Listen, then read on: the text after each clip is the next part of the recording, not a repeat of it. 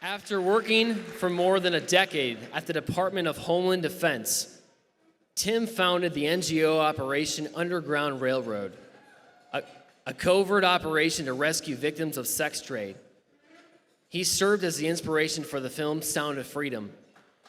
We are grateful and honored to have him join us today. Ladies and gentlemen, let us welcome Tim Ballard.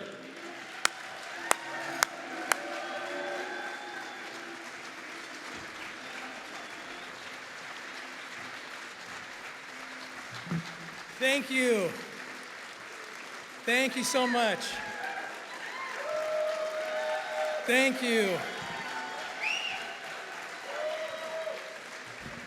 Thank you. I just got some really good news from a really nice lady down here. She just found out that President Trump won every county in Florida just now. So that's good news. My first thought is that's very good news for the children in this world who are being trafficked and enslaved. Because when he was the president, I worked with him in the White House on the council. I was the chairman of a council to end human trafficking, and he did more than anybody in the history of this country to fight modern day slavery, and we need to get him back in. Now, when Sound of Freedom was in its peak, I stood at the Capitol and I said a couple of things. And I directed my words at the current administration. 10-day, and I also suggested I might run for the U.S. Senate. 10 days after that, me and my family experienced an onslaught of lawfare like you wouldn't believe. And I won't get into that right now, but I can tell you that it was something like I've never experienced, and we're still in the middle of it. And it was, what was it about? It was the words I spoke to the current administration, and I'm going to tell you what I said, because I'm going to repeat the words right now, and I'm not going to shut up, I'm not going to stop, and we're not going to stop rescuing children.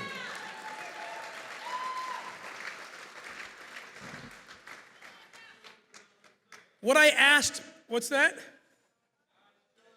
God's children are not for sale. That's right. Thank you. And that's exactly what I told President Biden and the border czar, Kamala Harris, the border czar. Wow.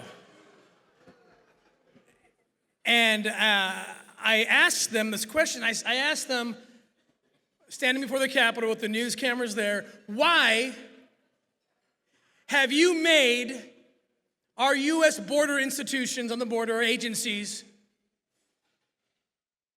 child trafficking delivery services?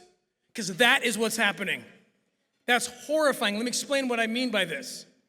The children who are being brought from all around the world, not just Mexico and Central America, they are being brought into this country. Why this country? Because unfortunately, we are the #1 consumer of child sex material in the entire world. So the demand is here. We're number 3 or number 2 or 3 for the destination countries for human trafficking as well. So they want to get these kids into our dirty markets. That's very important to them. And so what happens is these kids come up. Can you imagine? There's been, 85,000 children just in the last 2 years under this administration. 85,000 children. Hey. It's raised, it's up to 100,000. Children have come into this country and disappeared. Nobody knows where they are. And these children are unaccompanied. Can you imagine thousands of unaccompanied minors? Thousands of them, according to CBP data, are as young as between 1 and 5 years old. Can you imagine a 2-year-old showing up unaccompanied, thousands of them at our border? That's what's happening. This summer, I had the opportunity to visit with 2 presidents in Central America, one in Honduras and one in Guatemala. The one in Honduras, super socialist, the one in Guatemala, super conservative. And they both said the exact same thing. Enforce your damn borders. You're killing our children. It's not even political. It's not even about that. Their children are stuck. Their children are lost. And these children show up. They show up with a phone number on their phone, written on their arms. This is what they're doing. Or a little paper stuck to their shirt and has a phone number, the sponsor. This is what I mean by our agencies, not by their will. These are good men and women working but they're being forced by the administration to do what they're told. They have to call that number. They pick up the number. Hey, Joe Trafficker picks up the phone. Yes, send the kid to this address. Yes, sir. Hang up the phone. No vetting, no background check. Plane, train, automobiles, send that kid up there and bye. And those are the 100,000 kids in the last just 2 or 3 years alone. This is so ungodly. This is so horrific. And I'm so grateful that this is one of the main themes of this conference that we need to end. I gave this, I was given this same speech to the conservative caucus on the Hill this summer as well. And they said, why can't we get the left to wake up to this? These are just children. And I expressed to them that never before in the history of America has there been a war on children. And I said, you got to expand the argument. Take it off the border.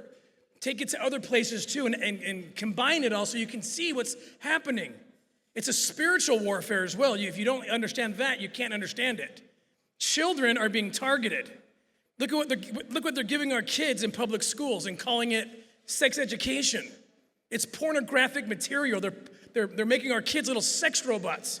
And so by the time they're 12 years old, and of course they're messed up and they're confused, and then they say they want to, they want to change, they want to gender mutilate.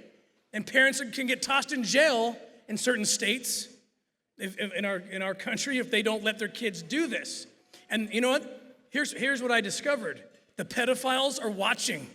The pedophiles have had an agenda for decades. You can read about it, like NAMBLA, the North American Man-Boy Love Association, others in Europe. And they're watching America right now, and they are salivating. Because we are doing, by policy, what they have been calling for decades. Pornify the kids, give them sex material. Let the kids choose. They want the kids to vote by 12, and they love that you're letting kids choose to gender mutilate. Why? Because if you can get the kids to be able to choose that, and you've already got them into this mode of they're so sexualized, then guess what? The pedophile swoops in and says, let us take care of them. So now the confused 12-year-old says, hey, Mom, I want to have sex with this 40-year-old man. He identifies as a 13-year-old anyway, so it doesn't really matter, and it's all cool. And Mom says, no, you can't do that. And kid says, you said I could do the gender mutilation thing. You've already lost the debate. There's nowhere else you can go, Mom, because you've already taught your kid that God and science and truth and values don't matter.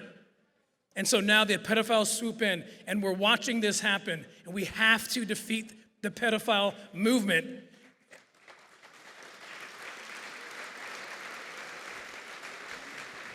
And one way they're trying to do this is one of the ways they're having success right now, is changing the wording, right? Don't call them pedophiles, right? What are we supposed to call them? Minor-attracted people, thank you.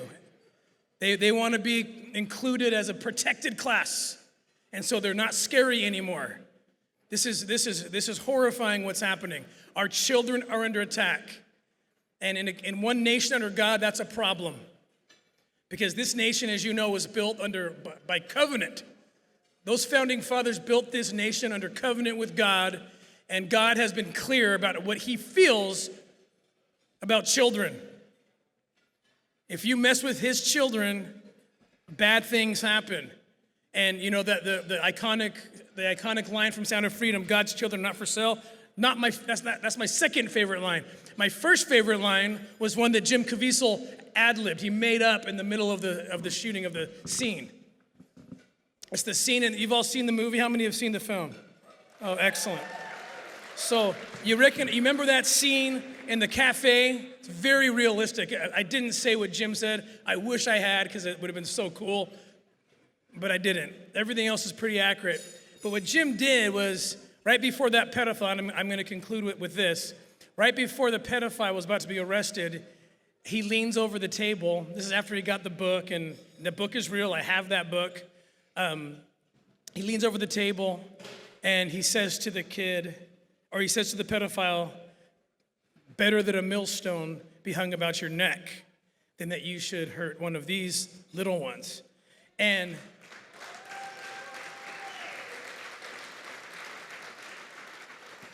the actor didn't know what to say. They captured his natural response, which was, what does that mean? And it was perfect for the scene. But Caviezel's brilliant. He just ad-libbed that. And that's my favorite line, because it's a truth that this country has forgotten. This administration most certainly has forgotten. I mean, we've talked about abortion tonight. That's all part of this. It's all part of the war on children. We got to see it as a collective and fight it and see it for what it is. It's spiritual warfare, and Jesus does not like it. And if we stand for Jesus, we must stand for his children. Thank you, and God bless.